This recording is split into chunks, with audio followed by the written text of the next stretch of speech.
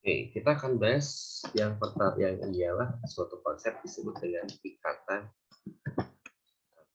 logam. Bedanya dengan ikatan kovalen dan ion. Kemarin pada bahasa sebelumnya ya, kita bahas kalau ion itu maupun kovalen itu dia terdiri dari dua atom. Contoh ya, kayak gini, kayak NaCl. Kan ada Na, ada Cl-nya, ion kan, gitu ya. Ada lagi yang berikutnya lagi yang kovalen, kayak NH3. N sama H-nya dia kovalen. Nah, logam ini dia adalah khusus. Contoh, Bapak punya sebatang besi yang tidak terlalu tebal juga, gitu ya. Ini besi, lambang besi itu dalam SPU itu ialah Fe, gitu ya, ferum ya. Nah, ada ferroferium. Besi ini berarti ketika kita coba zoom, gitu ya, partikel yang ada dalam besi ini, ternyata di dalam besi ini tidak ada lagi ada atom lain. Yang ada hanyalah besi saja, ya. Jadi yang ada adalah atom besinya saja. Tidak ada atom kayak Na, Ag, dan sebagainya tidak ada. Jadi logam ini khusus untuk siapa? Untuk logam yang murni. Artinya tidak campuran. Bukan baja, tapi besi ya besi semua.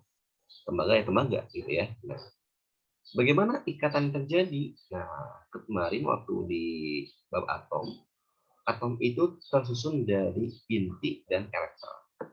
Berarti dalam besi ini juga terdapat inti. Ya, kita anggaplah besi ini Fe gitu ya. Ini inti besi itu kan dia positif ya. Oke. Kenapa Pak inti atom itu positif? Karena dia mengandung yang namanya proton. Ya.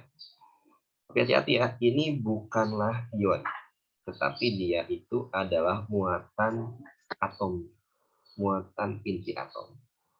Dan supaya nggak salah ya, ini adalah inti atom. Bermuatannya itu positif karena yang terjadi itu adalah proton elektron. Nah, selain dalam inti atom, atom itu juga ada elektronnya. Nah, elektronnya itu ya, kita merah juga kita pakai warna hitam aja ya. Nah, elektron ini tuh dia banyak, dia memutar inti atomnya, gitu ya.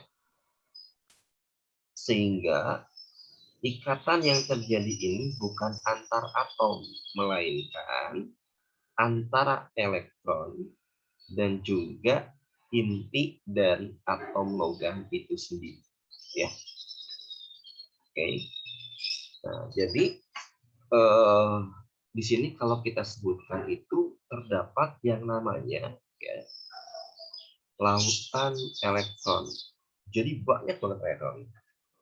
Dan elektron ini dia itu terdislokalisasi. Apa arti dislokalisasi? Itu dia tidak diam di satu tempat, tapi dia berpindah-pindah tempat, gitu ya. Atau kita bisa katakan elektron ini dia bergerak.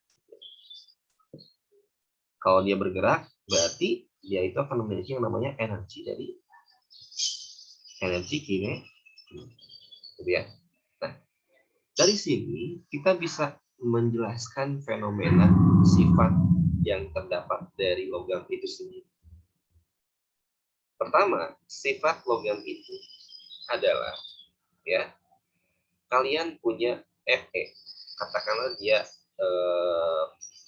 kawat gitu ya, kayak yang berikutnya nih, apakah kalian mudah untuk mematahkan kawat? Jawabannya susah. Lihat ya, lihat tuh artinya dia ulet gitu. Berarti yang terjadi apa ketika kalian coba putar-putar? Yang terjadi bukannya malah patah, melainkan dia malah berbelok gitu ya. Nah, kenapa logam ini mudah untuk dibelokkan? Gak mudah sih. Dia itu tidak mudah untuk dipatahkan. Ya, logam itu berbelok ya, belok ketika ditempa gitu ya. Berbeda dengan garam kemarin ya. Kalau garam kayak pukul pecah ya, jadi berhamburan. Kalau logam itu tidak. Karena ini alasannya ya, karena terjadi interaksi. yang kuat antara elektron dan muatan inti atomnya, gitu ya. Jadi ketika kalian belokkan, si atom ini juga sama Fe ini geser juga, gitu. Dua-duanya geser, gitu ya. Jadi tidak sampai pada si positif ketemu positif lagi, gitu. Jadi geser dua-duanya, gitu. Jadi ikut geser lah. Sehingga yang terjadi dia bukan patah atau potong, gitu ya. Yang terjadi dia hanya belok. Jadi yang pertama. Yang kedua, ya, logam ini itu kebanyakan dia bersifat konduktor listrik yang baik. Kenapa seperti itu? Coba dia. Konduktor itu berarti dia adalah suatu benda yang dapat menghantarkan listrik, gitu ya. Nah, contoh kalian lihat pada kabel ya. Kabel itu kan kalau kita bedah itu ada tembaga. Nah, tembaga itu kan logam. Kenapa dalam kabel itu ada tembaganya? Nah, tembaga ini fungsinya itu sebagai konduktor listrik. Jika kalian cekreken atau cekreken apa ya, nyalain saklar gitu ya, maka lampu akan menyala. Artinya listrik itu mengalir melalui logam yang terdapat pada kabel tersebut. Kenapa itu terjadi?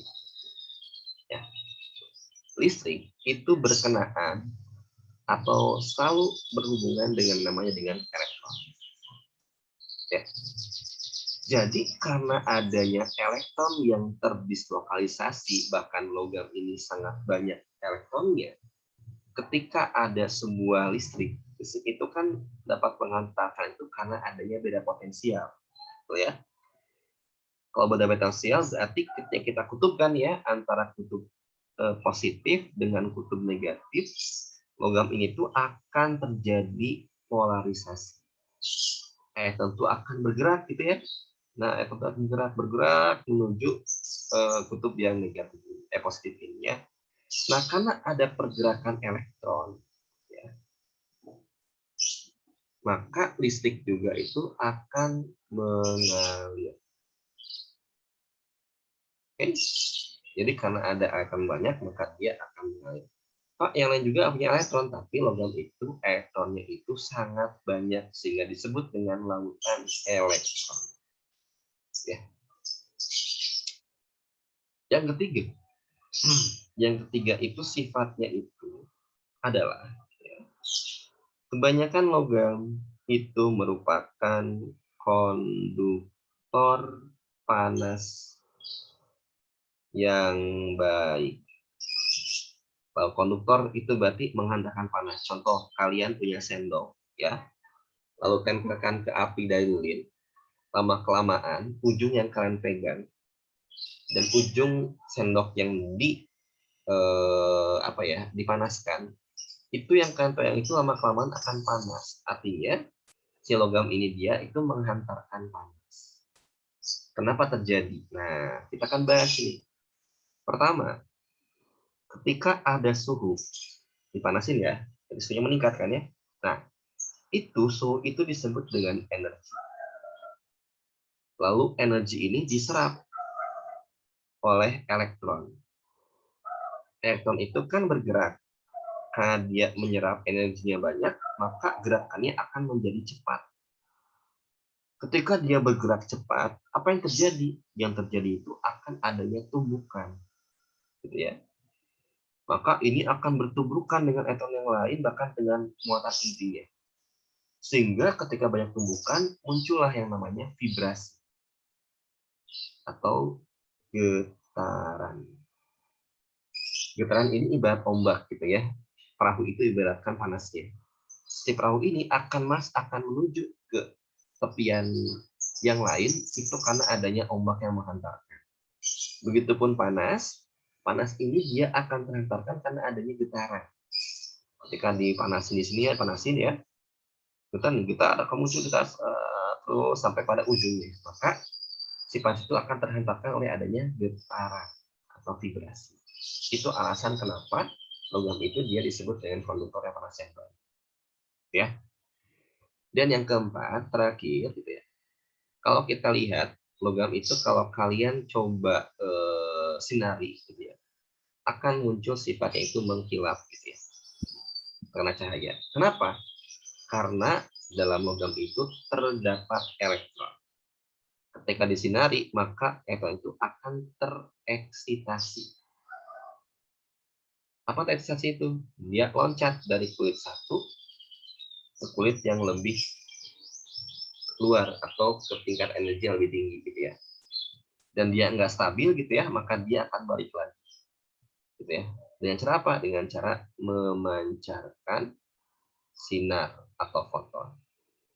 Jadi kenapa dia mengkilap? Karena terjadi peristiwa eksitasi elektron, sehingga elektron pada kulit yang tingkat energi rendah itu pindah ke tingkat energi yang lebih tinggi, artinya kulit yang lebih luar. Namun pindahnya itu tidak stabil, maka dia itu akan kembali lagi ke kulit semula dengan cara memancarkan sinar. Nah, sinar ini yang kita tangkap oleh mata disebut dengan kilapan dari logam tersebut. Oke, nah itu dia yang disebut dengan ikatan logam. Terjadi pada logam yang mengakibatkan beberapa sifat khas dari logam itu sendiri. Kenapa muncul sifat khas? Karena dalam ikatan logam itu terdapat lautan elektron yang mengelilingi inti atom bermassa positif gitu ya. Lalu dia sendiri itu elektronnya itu dia tidak diam, tapi dia terdislokalisasi atau bergerak-gerak. Nah, kenapa logam bengkok? Itu karena ada interaksi yang kuat antara elektron dengan mata intinya, gitu ya, sehingga tidak mudah dipatahkan, gitu ya, yang hanya bisa dibelokkan saja. Yang kedua itu dia dapat memancarkan listrik yang baik karena dalam logam itu banyak sekali elektronnya dan elektron itu berkaitan dengan listrik. Terjadi beda potensial ketika kita hubungkan dengan energi listriknya gitu ya, dan nantinya akan menghasilkan listrik. Yang ketiga itu sebagai konduktor panas yang baik karena elektron pada logam ini bergerak. Ketika ada panas, dia menyerap energinya sehingga dia pergerakannya paling cepat dan tidak teratur, sehingga ditumbuhkan, tumbukan ini akan terjadi vibrasi. Vibrasi ini sebagai ombak yang menghantarkan panas sebagai perahunya gitu ya. Dan yang keempat, sifat logam itu dia mengkilap karena adanya peristiwa eksitasi elektron, di mana elektron akan loncat ke kulit yang lebih luar gitu ya, atau tingkat energi yang lebih tinggi, dan dia balik lagi dengan cara memancarkan sinar. Sampai sana ada yang tanyakan? Kaitan dengan logam ini lebih ke arah apa ya? Ke arah teori ya. Tidak ada hitungan sama sekali, tapi teorinya yang harus kalian pahami. Ya, aman ya? Sampai sini ya. Aman, Pak, aman. Yang penting logika kalian bisa digunakan ya. Jadi oh logis Pak, ya, kalau logis alhamdulillah berarti kita 5 ya. Oke.